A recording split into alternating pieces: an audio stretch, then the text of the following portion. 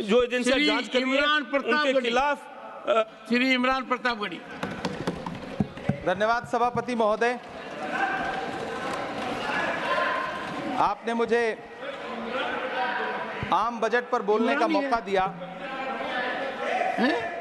Sir my time.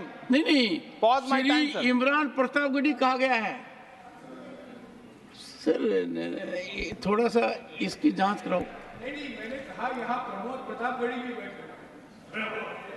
ये आपसी मामला है, ये खत्म होने वाला नहीं है मेरे से।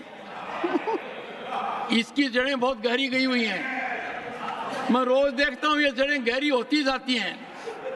इमरान प्रतापगढ़ी। धन्यवाद सभापति महोदय।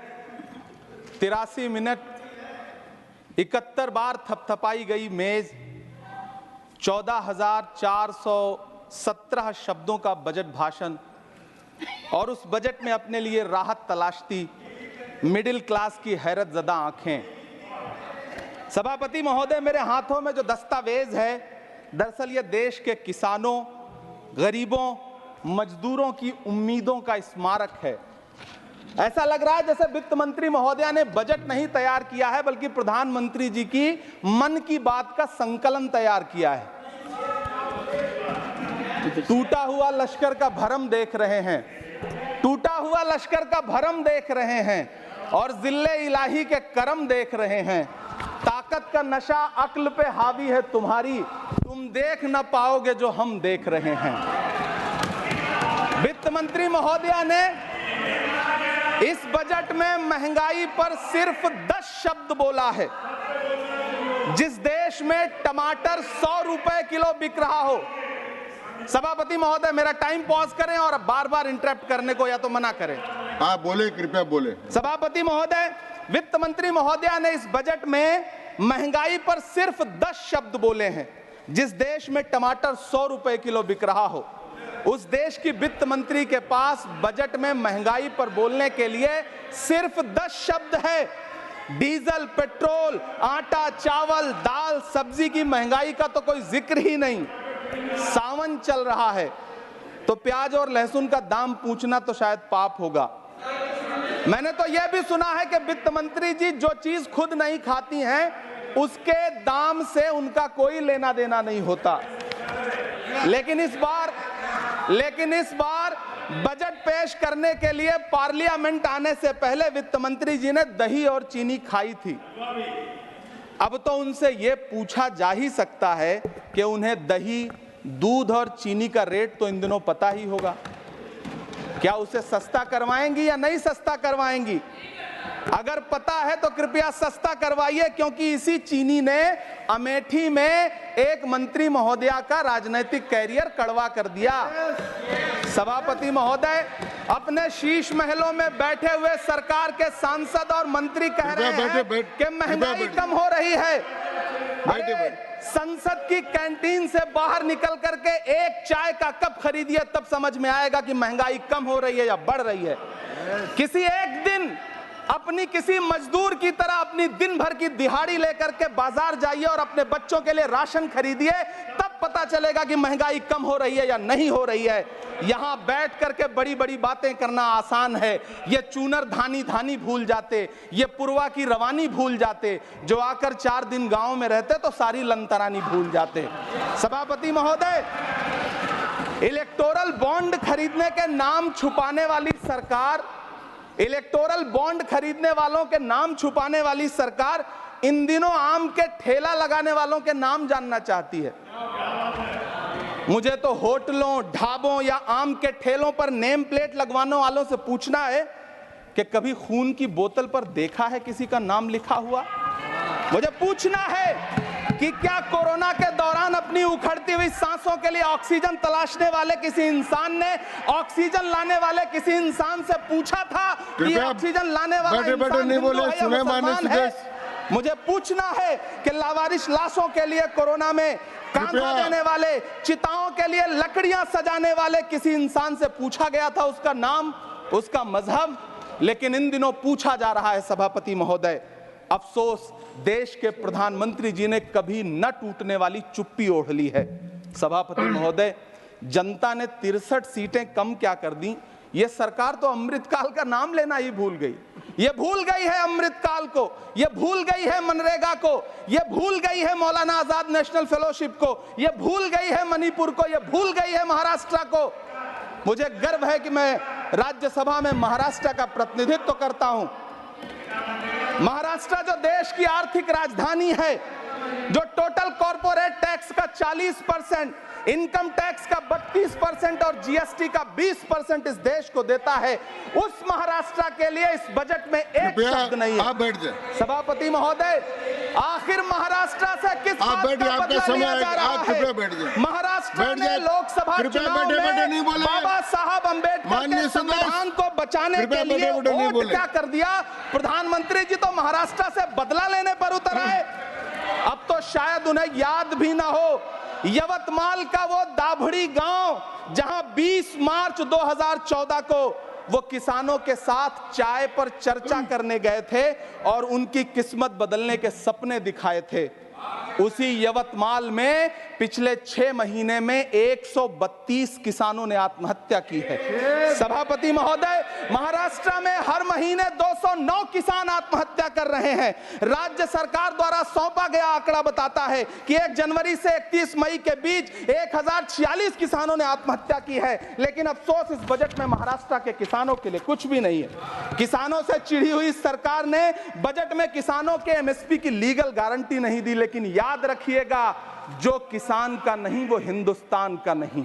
सभापति महोदय, मुझे वित्त मंत्री जी से पूछना है कि वो जो कुछ साल पहले 100 स्मार्ट सिटी बनाने का ढोल पीटा गया था, सुना है उस ढोल में पानी भर गया है, इसीलिए आपने उसका नाम बदल करके सिटीज ऑफ ग्रोथ हब्स रख दिया है। अच्छा है, नाम बदलने का खेल खेलते रहिए, आपकी कई सरकारें तो इसी वजह से चल रही हैं। इस सरकार को पढ़े लिखे लोगों से दिक्कत है सभापति महोदय, इसीलिए इस सरकार ने यूजीसी का बजट 66% कम कर दिया है। वाह री सरकार। सभापति महोदय, मैं वित्त मंत्री जी के संज्ञान में लाना चाहता हूं कि किशनगंज में एएमयू सेंटर के पास 224 एकड़ जमीन है। यूपीए सरकार ने सोनिया गांधी जी की अगुवाई में 136 करोड़ रुपए एएमयू किशनगंज सेंटर के लिए सेक्शन किए थे। लेकिन आपकी सरकार ने पिछले 10 साल में उस 136 करोड़ में से सिर्फ 10 करोड़ रुपया रिलीज किया है। 1.5 करोड़ की आबादी वाला सीमांचल बेहतर शिक्षा के लिए उस सेंटर की बाट जोह रहा है। मेरा आपसे सवाल है कि इस सेंटर का बाकी पैसा आप कब रिलीज करेंगे? मुझे उम्मीद है वित्त मंत्री महोदया जवाब जरूर देंगी। सीमांचल उसी बिहार में आता है जिसकी बैसाखी के सहारे आपकी सरकार चल रही है। वहां के लोगों को एम्स की जरूरत है। महानंदा और कोसी से होने वाली बाढ़ की तबाही को रोकने के लिए बांध बनाइए, सीमांचल के साथ सौतेला व्यवहार बंद करिए। इकोनॉमिक कॉरिडोर बनाने से किसी राज्य का विकास नहीं होगा, विकास होगा स्वास्थ्य और शिक्षा के बुनियादी मुद्दों के लिए बजट देने पर। सभापति महोदय, एक तरफ तो इस बजट में पीएम आवास योजना के तहत 3 करोड़ अतिरिक्त मकान देने की घोषणा है और दूसरी तरफ लखनऊ के अकबर नगर में 1280 वो मकान हैं जिन्हें रिवर फ्रंट बनाने के नाम पे बुलडोजर से जमींदोज कर दिया गया। सभापति महोदय, लोग चीखते रहे, बच्चे बिलखते रहे, वसुधैव कुटुंबकम का नारा लगाने वाली सरकार इंसानों के घरौंदे उजाड़ कर जश्न मना रही है। सभापति महोदय, मेरा बहुत भावुकता के साथ देश के प्रधानमंत्री से सवाल है कि इन उजड़ते हुए मकानों और बेघर होते हुए घरों को देख करके आपको नींद कैसे आती है, आप सो कैसे पाते हैं? मेरा सवाल है इस देश के प्रधानमंत्री से, या तो लोगों के घरौंदे उजाड़ना बंद करिए या फिर करोड़ों मकान बनाने की झूठी घोषणाएं करना बंद करिए। यह बजट झूठ का पुलिंदा है। यह बजट आपके पिछले साल के बजट का कट कॉपी पेस्ट है। यह बजट हमारे चुनावी घोषणा पत्र की नकल करने की एक बेईमान कोशिश है। लेकिन कहावत है ना कि नकल के लिए भी अकल चाहिए। मेरे हाथ में एक तरफ न्याय पत्र है जो हमारा है और दूसरी तरफ अन्याय पत्र है जो आपका है। इस सरकार को आलोचना सुनने की आदत नहीं है सभापति महोदय। जब आप इनसे सवाल पूछिए तो ये कहते हैं कि आप बताइए 70 साल में आपने क्या किया है। मैं तो इस सदन में कहना चाहता हूं सभापति महोदय कि हमसे 70 साल का हिसाब मांगने वालों, जो सरकार अपना चलाया हुआ 2000 का नोट 7 साल नहीं चला सकी, वो हमसे 70 साल का हिसाब मांगती है। सभापति महोदय, मैं अंत में आपसे यह कहना चाहता हूं, यह बजट बैसाखी पर टिकी हुई सरकार का कुर्सी बचाओ बजट है। इस बजट में राज्यों के साथ, किसानों के साथ, नौजवानों के साथ, महिलाओं के साथ, देश के मिडिल क्लास के साथ अन्याय किया गया है और इस अन्याय का खामियाजा आपको महाराष्ट्र, हरियाणा और झारखंड के चुनाव में भुगतना पड़ेगा। सभापति महोदय, इस सरकार ने नोटबंदी लगाकर देश की आम जनता की पूंजी छीन ली। बैठे नहीं बोले, कृपया। टैक्स लगा करके छोटे व्यापारियों के कारोबार छीन लिए, पेपर लीक करवा करके युवाओं की आंखों से नौकरी के सपने छीन लिए, अग्निवीर लाकर देश के जवानों की उम्मीदें छीन ली, बुलडोजर लगाकर लोगों के आशियाने छीन लिए, महंगाई लाकर देश की जनता की थाली से निवाले छीन लिए और नारा लगाया कि हम तो सेवक हैं, 18-18 घंटे काम करते हैं। इन्हीं लोगों के लिए किसी ने शेर कहा है कि जो सच और झूठ में दूरी है वो दूरी समझते हैं, सियासी हाकिमों की हम भी मजबूरी समझते हैं, वो अपना हक समझते हैं निवाला छीन लेने को, डकैती को बहुत से लोग मजदूरी समझते हैं। हमें पता है कि कैसी मजदूरी की जा रही है। सभापति महोदय, मैं यहाँ खड़ा होकर के अंत में आपसे कहना चाहता हूं कि इस बजट में तमाम राज्यों के साथ अन्याय किया गया है, इस बजट में युवाओं के साथ अन्याय किया गया है, महिलाओं के साथ अन्याय किया गया है और खास तौर से महाराष्ट्र के लिए कुछ नहीं रखा गया है। महाराष्ट्र बाढ़ से जूझ रहा है, पानी बरसने से वहां 1500 से ज्यादा लोग मारे गए हैं। उस शहर को, उस राज्य को 4000 करोड़ के पैकेज की जरूरत है ताकि जो फसलें बर्बाद हुई हैं लोगों को राहत दी जा सकी। लेकिन अफसोस, इस बजट में महाराष्ट्र के लिए ऐसा कुछ भी नहीं है। मैं आखिर में यह कहना चाहता हूं कि पिछले 7 दिन से इस बजट का बड़ा ढिंढोरा पीटा जा रहा है, इसे महान बताया जा रहा है, लेकिन कौन महान बता रहा है? सत्ता पक्ष के लोग, उन्हें तो बताना ही है। क्योंकि मैं अवध क्षेत्र से आता हूं, प्रतापगढ़ से, नीरज भाई भी अवध और पूर्वांचल से आते हैं।